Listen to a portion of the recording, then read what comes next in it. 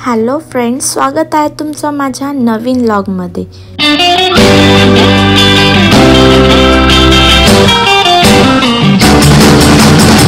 Every summer we have fun. Every summer we get on the jam.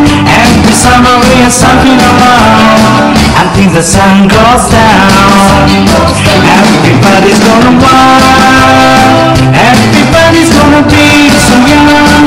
All the beautiful girls are born. Carrying years of balls around.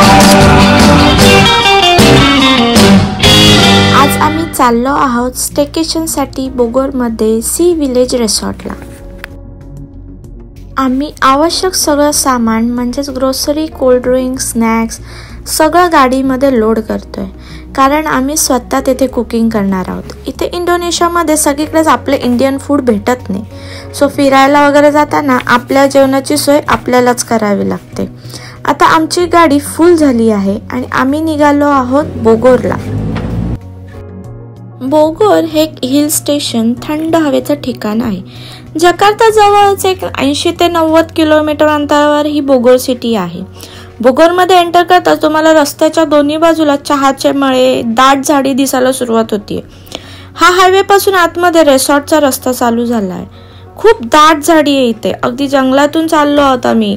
आता रिसॉर्टच्या प्रॉपर्टीमध्ये आम्ही enter केलंय. गाडी park करून आम्ही निघालो आतमध्ये. फ्रंट ऑफिसमधून कीज घेतल्या आणि आता आम्ही चाललो आहोत आमच्या कॉटेजेसकडे.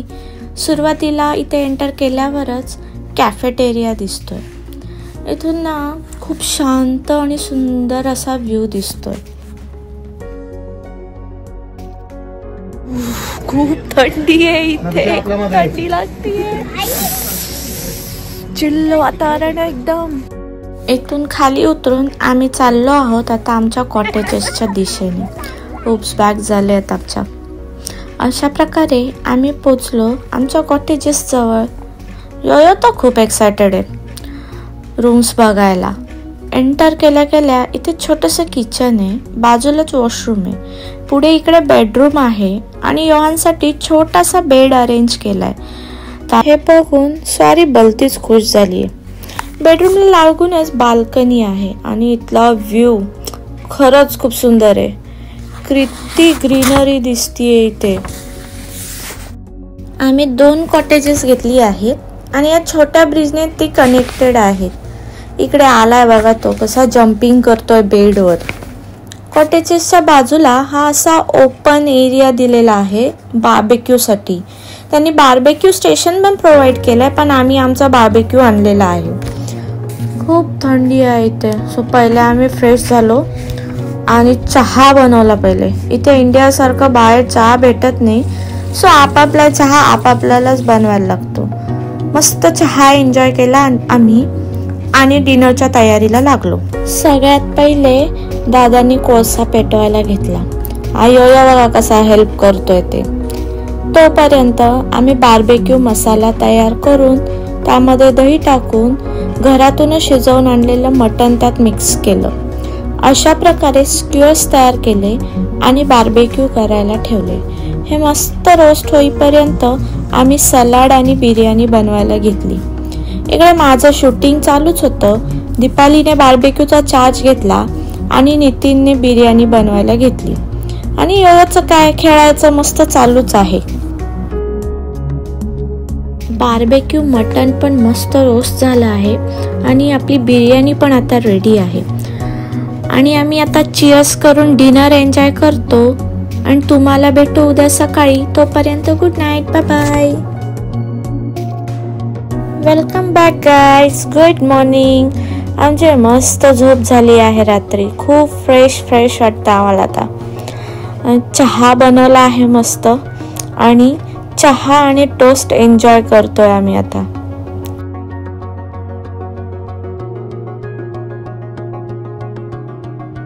चहा झाल्यावर आम्ही ब्रेकफास्ट बनवायला घेतला आहे. नितीन ऑमलेट बनवतोय, यम्मी यम्मी असं.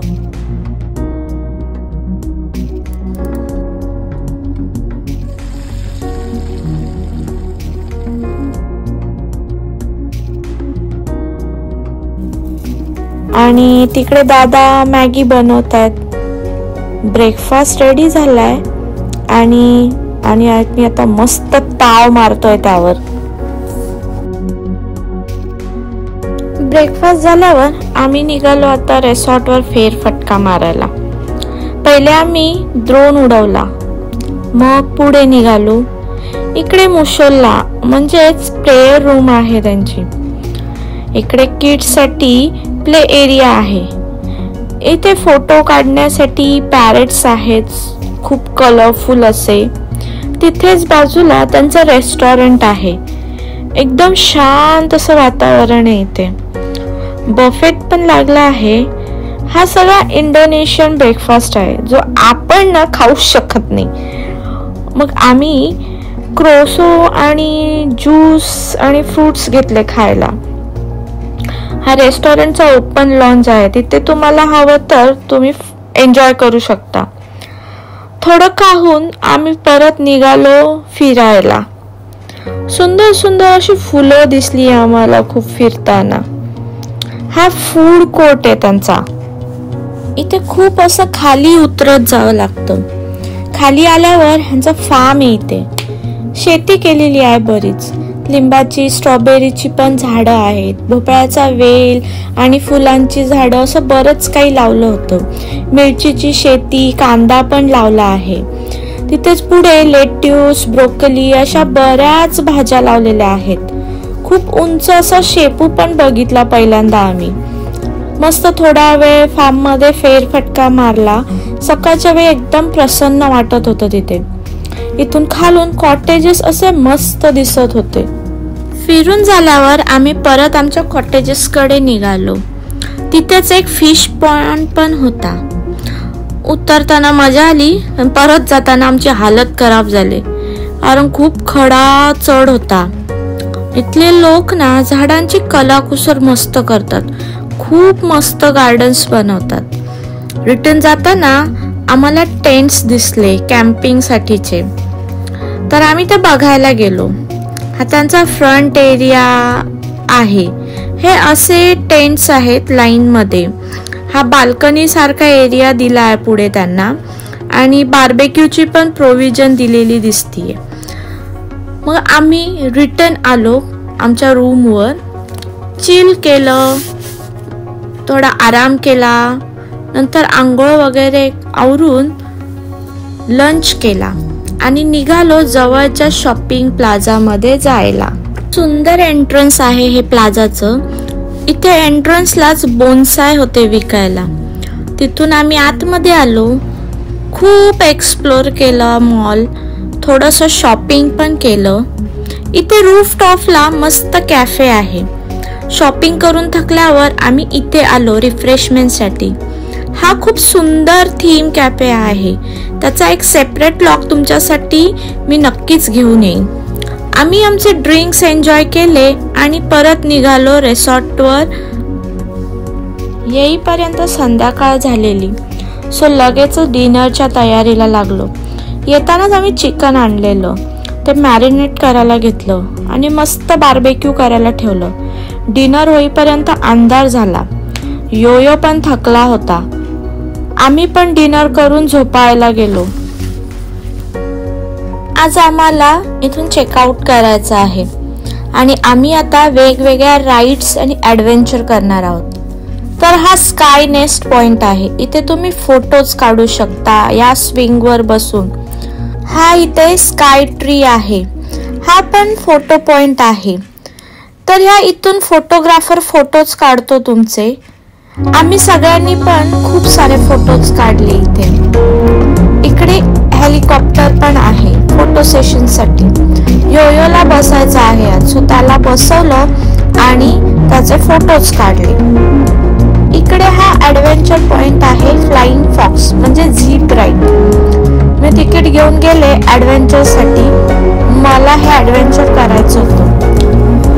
खरं सांगते खूप मजा आली. मी पहिल्यांदा हे झीप राईड केलं इथे. इथे बाली स्विंग सारखा स्विंग पॉइंट पण आहे, ज्यावर तुम्ही बसून आयकॉनिक बाली स्विंग सारखे फोटो काढू शकता. आम्ही ते